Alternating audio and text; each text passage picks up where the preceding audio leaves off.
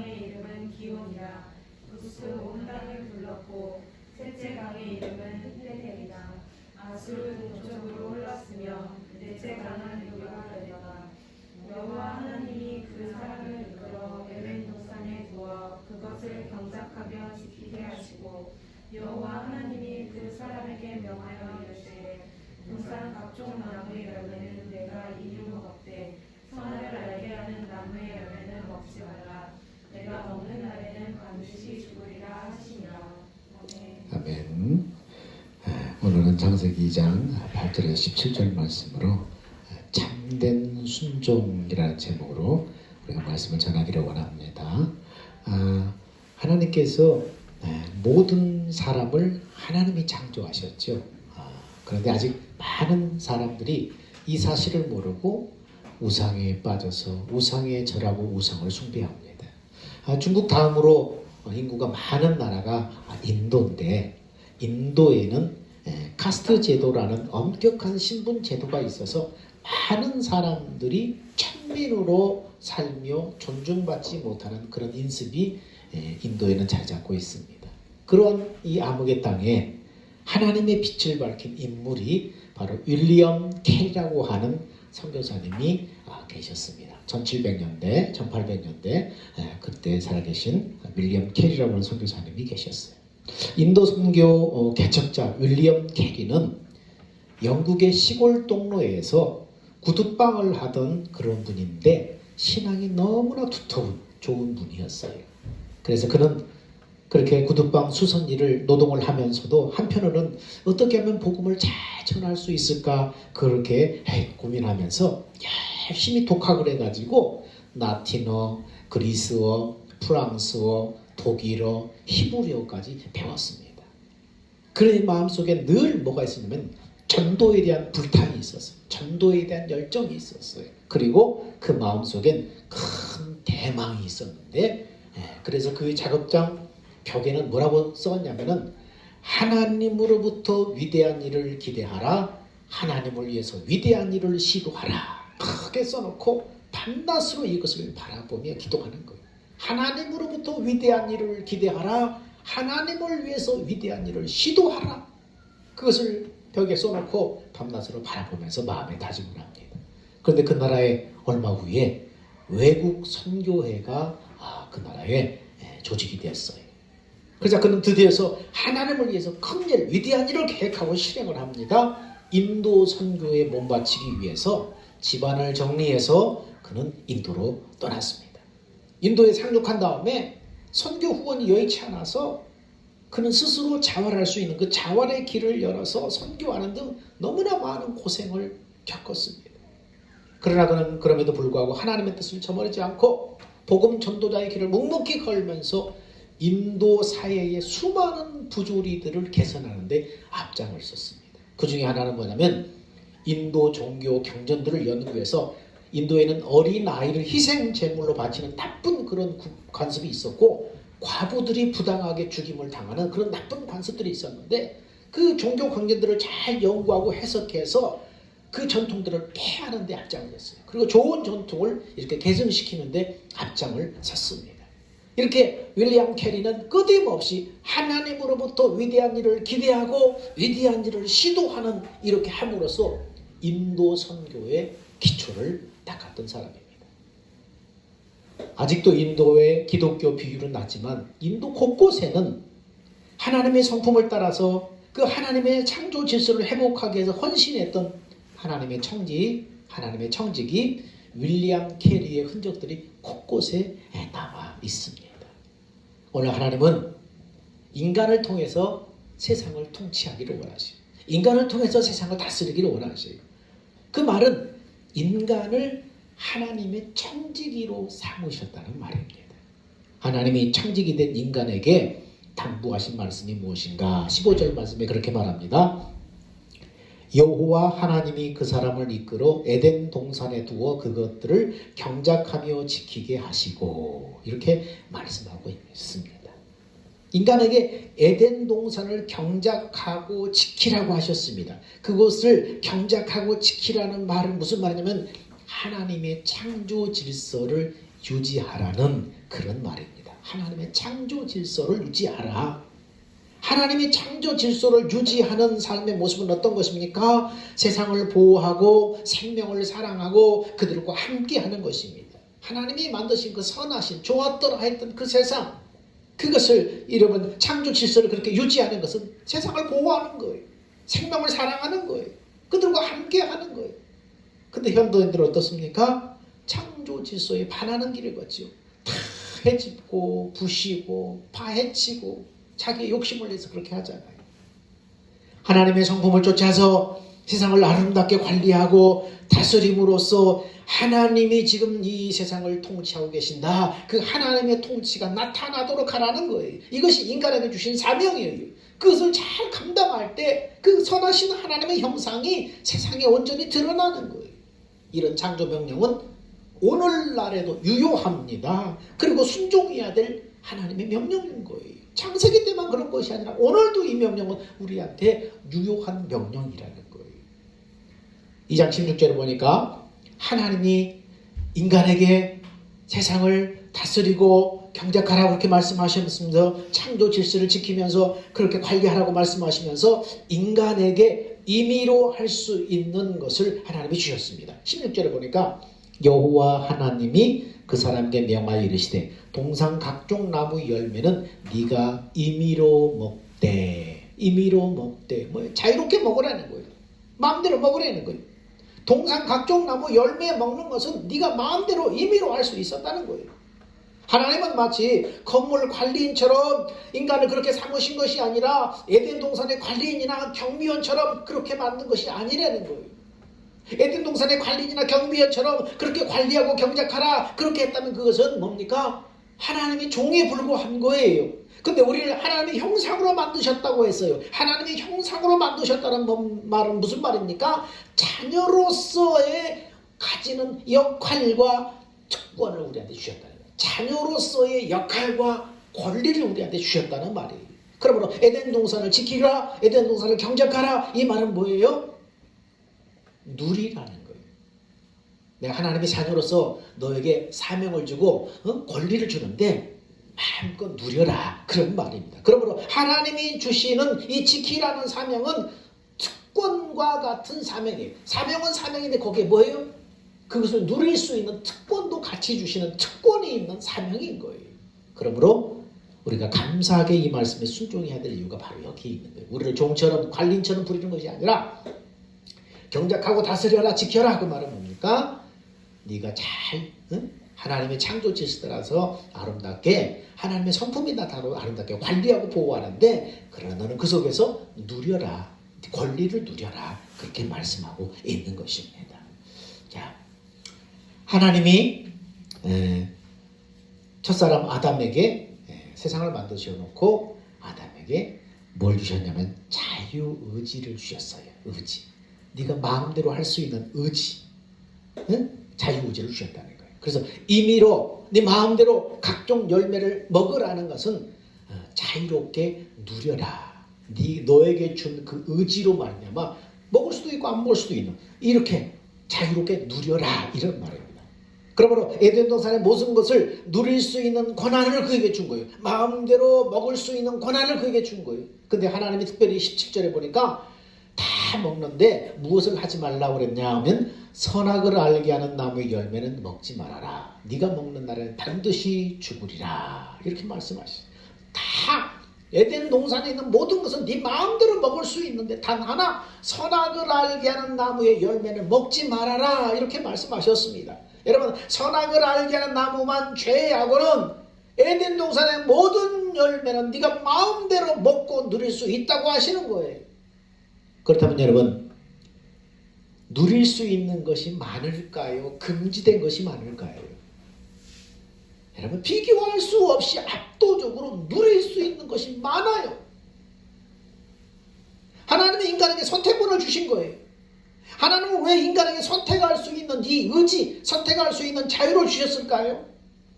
무조건 순종하도록 창조하는 것이 낫지 않았을까요? 범죄하지 않고 불순종하지 않도록 그냥 말씀 따라서 그대로 순종할 수 있도록 그렇게 창조하는 것이 낫지 않았을까요? 아예 처음부터 선악과를 아예 만들지 않았다면 인간이 악을 금하신 그것을 범죄하지도 않았을 거 아니에요. 근데 왜 만드셨을까요? 여러분, 만약 선택의 자유가 없다면 하나님께 인격적으로 내가 순종할 방법이 없는 거예요. 하나님은 우리를 로봇으로 만들지 않고 선택할 수 있는 자유를 주셨다는 거예요. 그 이유가 뭡니까? 하나님께서는 우리가 자발적으로 인격적으로 순종하기를 원하셨기 때문에 그렇게 만드신 거예요. 선택의 자유, 의지를 주신 거예요. 그 선택으로 인격적인 순종을 우리가 하나님께 표현할 수 있기 때문에 그렇게 만드셨다는 거예요. 억지로 절하고 억지로 순종하는 걸 하나님은 원치 않으셨어요. 네가 마음이 우러나와서 원해서 자발적으로 인격적으로 그렇게 하나님 앞에 순종하고 하나님을 사랑하는 것을 원하셨다는 거예요. 그래서 우리에게 그런 선택을 주셨다는 것입니다. 그러면 오늘날 이 우리에게 주신 자유의지와 구원의 관계는 그럼 어떤 관계인가? 내가 복음을 듣고 예수님을 나의 구주로 받아들여서 구원받은 것인데 내가 복음을 듣고 예수를 나의 구주로 받아들여서 구원받았다는 말이 이 말이 맞는 것일까? 내가 마음대로 할 수 있는 이 자유의지를 주셨는데 그 자유의지로 복음을 듣고 예수를 나의 구주로 받아들여서 내가 구원받았다 이렇게 우리가 알고 있는데 이 말이 맞는가? 더 정확하게 이 말은 무슨 뜻인가? 여러분, 자유의지라는 것은 사람에게만 부여한 것이 짐승에게는 없어요. 그러면 동물들도 먹을 것을 줬을 때 먹고 싶으면 먹고 먹기 싫으면 안 먹는 자유가 있잖아요. 근데 짐승에게 있는 그 자유는 여기서 말하는 자유의지와 개념 자체가 달라요. 여기서 말하는 자유의지는 하나님의 인간에게 주신 자유의지는 선을 행할 수도 있고 악을 행할 수 있는 자유예요. 짐승은 근데 선악을 알지 못하기 때문에 자유의지가 없는 거예요. 있을 수가 없는 거예요. 선을 행할 수 있는 건 악을 행할 수 있는 것 이것을 선택할 수 있는 이런 자유를 여기서 말하는 거예요. 하나님이 주신 자유의지는. 근데 짐승에게는 선악을 알지 못해요. 본능만 있을 뿐이에요. 그래서 자유의지가 없어요. 그래서 자유의지가 명확하게 나타난 사건이 뭐냐면 선악과 사건이에요. 에덴 동산의 선악과 사건이에요. 아담에게 선악과를 따먹을 수도 있고 따먹지 않을 수도 있는 자유의지를 하나님이 주셨습니다. 근데 인간은 선악과를 따먹고 영이 죽고 말았어요. 영이 죽는다는 말은 하나님과의 관계가 단절되었다는 것입니다. 이것은 단순히 하나님과의 관계만 단절된 것이 아니고 그때부터 죄의 세력의 지배를 받게 되었다는 말입니다. 죄의 세력의 지배를 인간이 받게 된다는 거예요. 그래서 바울은 이것을 로마에서 뭐라고 말합니까? 죄와 사망의 법에 사로잡힌 자라고 로마서 8절에는 그렇게 8장에는 표현을 하고 있습니다. 죄와 사망의 법에 사로잡힌 자. 바울은 죄로 인해서 죄와 사망의 법에 있는 사람의 형편을 로마서 7장 22절 24절에 이렇게 표현합니다. 내 속사람으로는 하나님의 법을 즐거워하되 내 지체 속에 다른 법이 내 마음의 법과 싸워서 내 지체 속에 있는 죄의 법 아래 나를 사로잡아오는 것을 보는도다. 오호라 나는 권고한 사람이로다. 이 사망의 몸에서 누가 나를 건져내랴. 이렇게 탄식하고 있습니다. 죄 아래 갇힌 인간은 뭡니까? 선과 악을, 여러분, 이 선과 악, 여기서 악을 택함으로 말미암아서 그때부터 죄의 지배를 받게 됐다는 거예요. 죄를 범한 인간의 자유의지를 하나님이 거두어간 것이 아니라 죄와 사망의 법에 구속받아서 노예가 되어서 포로가 되어서 억류가 되어서 그때부터 선을 행할 자유는 없고 죄만 지을 수 있는 자유만 남게 된 것입니다. 그래서 오늘 로마서는 어떻게 내 속사람은 하나님의 법을 즐거워하지만 내 지체 속에 또 다른 법이 내 마음에 내 속에 있는 그 법과 싸워서 나를 죄의 법 아래 끌고 오는 것을 보도다. 선을 행하고 싶은 마음은 있는데 뭡니까? 결국은 선을 행할 의지가 없는 거예요. 그래서 죄의 법이 그냥 끌고 가는 거예요. 죄만 지을 수 있는 자유만 있게 돼버린 거예요. 이 절망 가운데서 구원받을 수 있는 방법은 인간에게는 전혀 없어요. 여기서 하나님의 뜻을 따라서 구원받으려고 하는 인간의 노력은 다 헛수고가 되는 거예요.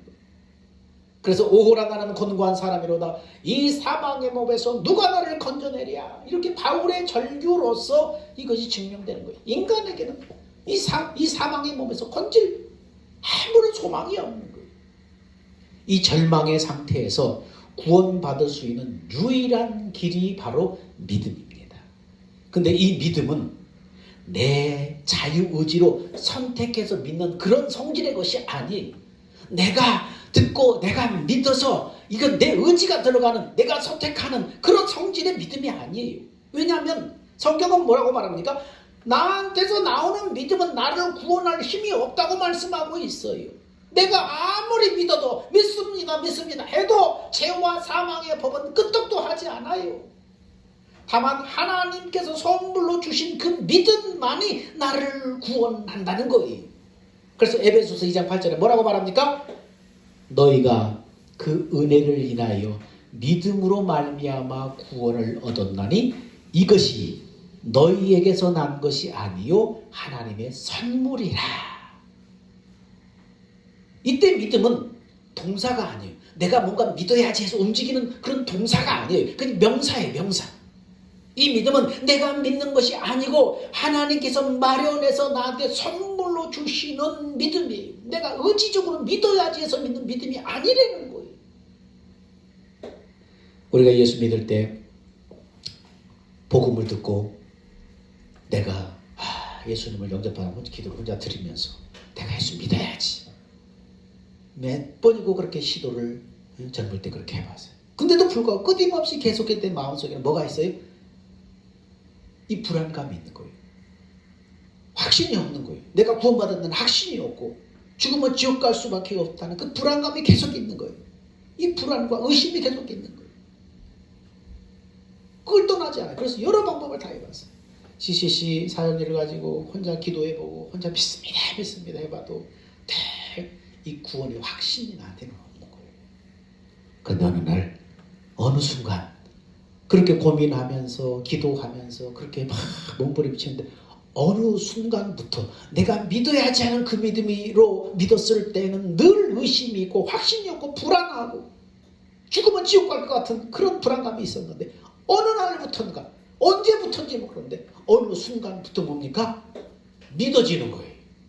내가 구원받았다는, 죄사함 받았다는, 죽으면 천국 갈 수 있다는 이게 믿어지는 거예요. 전에는 믿습니다 했는데도 불구하고 믿어지지 않았는데 불안감이 늘 내 마음을 사로잡고 있었는데 어느 순간부터인지 모르게 믿어지기 시작하는 거예요. 내가 믿어야지 하는 믿음이 아니었어요. 하나님이 어느 순간 은혜로 나한테 주신 그 믿음이었어요. 그 믿음이 들어오니까 믿어지더라는 거예요. 천국과 지옥이 믿어지고 죄사함이 믿어지고 내가 구원받았다는 믿음이 믿어지고 죽으면 천국 갈 수 있다는 믿음이 믿어지는 거예요. 이 믿음은 이 내가 믿는 것이 아니고 하나님께서 마련해 주시는 선물로서의 믿음이에요. 근데 하나님의 선물이 언제 나한테 이렇게 딱 들어올지는 모르잖아요. 이 믿음 안에는 하나님이 선물로 마련해 주시는 이 믿음 안에는 예수 그리스도의 피가 들어있습니다. 이 믿음 안에는 이 피는 뭡니까? 죄와 사망의 법에 억류되어 있는 나의 몸값이에요. 포로로 처음 아라곤에 복음을 전하다가 사로잡히면 어떻습니까? 몸값 내놔라 풀어줄게 그러잖아요. 죄와 사망의 법에 억류되어 있는 죄인된 나의 몸값이 뭡니까? 그 믿음, 하나님이 주신 그 믿음 안에 예수 그리스도의 피가 들어있어요. 내 몸값이 들어있어요. 믿음이 우리를 구원하는 것은 우리가 믿음을 받아들임으로 되는 것이 아니고 죄와 사망의 법이 하나님이 주신 이 믿음으로 말미암아 그 속에 들어있는 그 몸값, 예수 그리스도의 이 피, 몸값을 받고 우리를 죄와 사망의 법에 내어주는 거예요. 우리를 죄와 사망의 법에서 생명의 성령의 법으로 내어주는 거예요. 풀어주는 거예요. 이 몸값을 받고 하나님이 주신 그 믿음이 들어왔을 때 이 믿음 안에 뭐가 들어있어요? 예수 그리스도의 속죄의 피가 들어있어요. 이 속죄의 피는 죄와 사망의 법에 억류되어 있는 내 몸값이에요.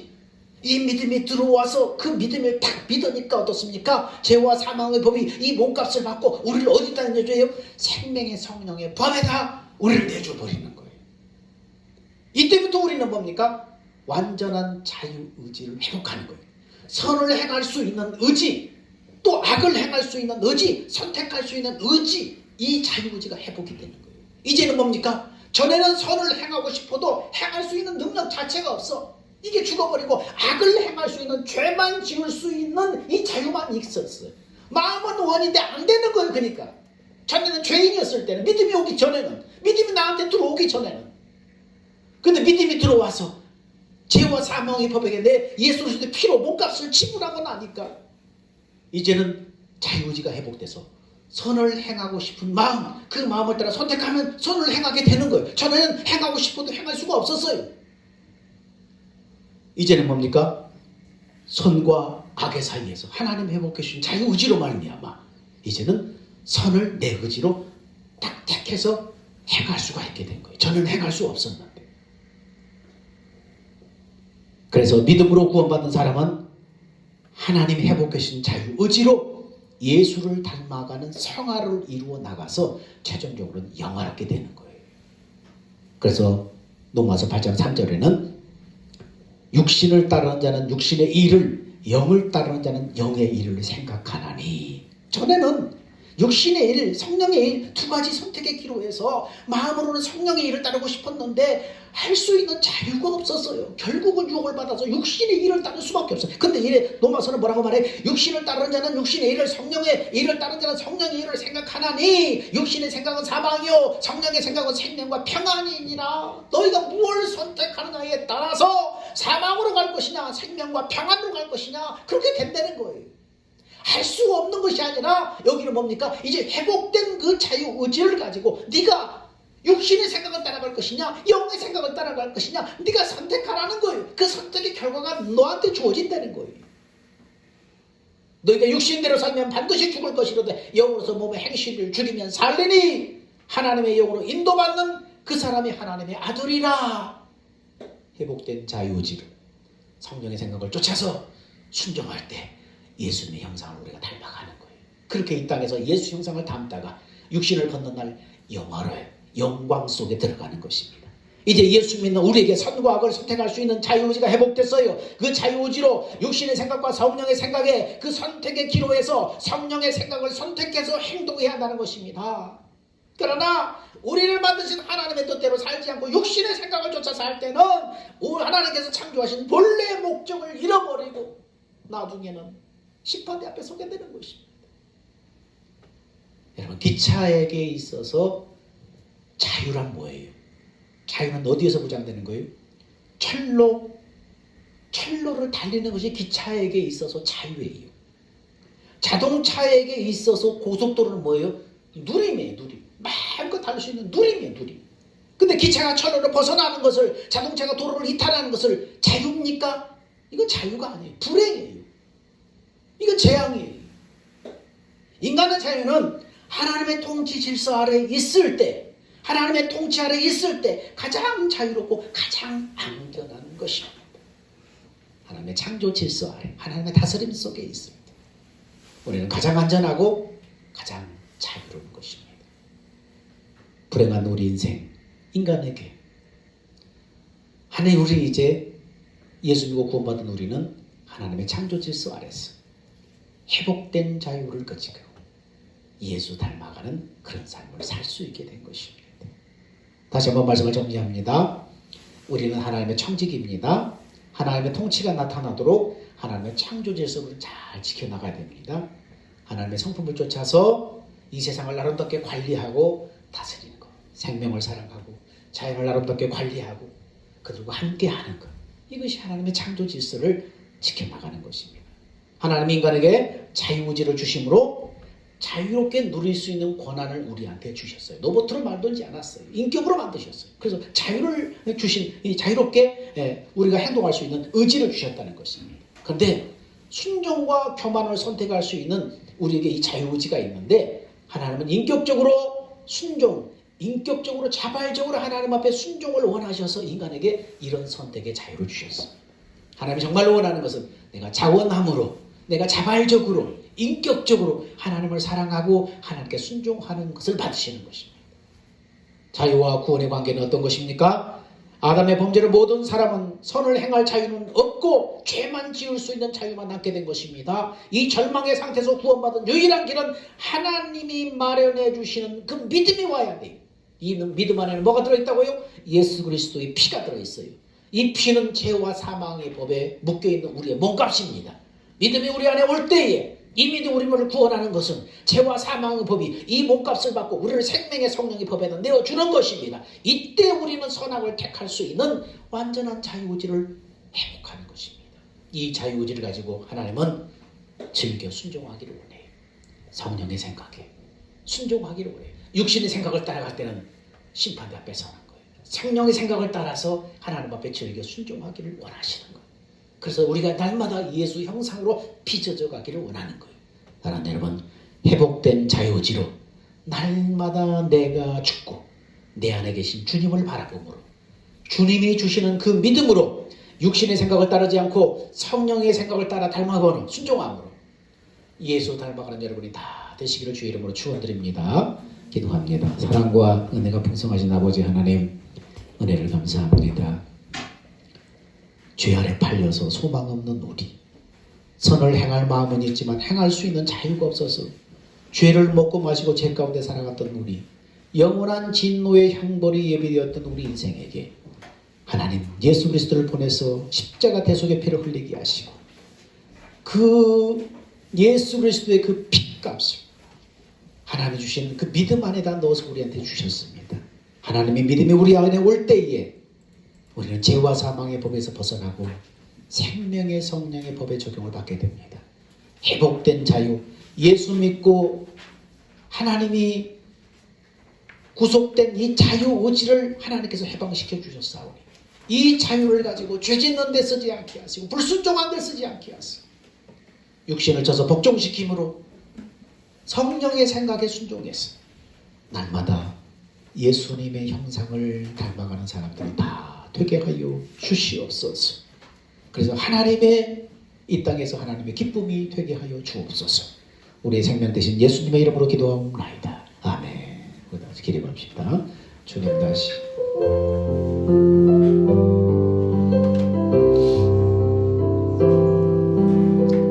주님 다시 오실 때까지 나는 이 길을 가리라. 좁은 문 좁은 길 나의 십자가 지고 나의 가는 이 길 끝에서 나는 주님을 보리라. 영광의 내 주님 나를 맞아주시니 주님 다시 오실 때까지 나는 일어나 달려가리라. 주의 영광 온 땅 덮을 때 나는 일어나 노래하리. 내 사모하는 주에게 온 세상 구주시러 내 사모하는 주에게 영광의 왕이시라.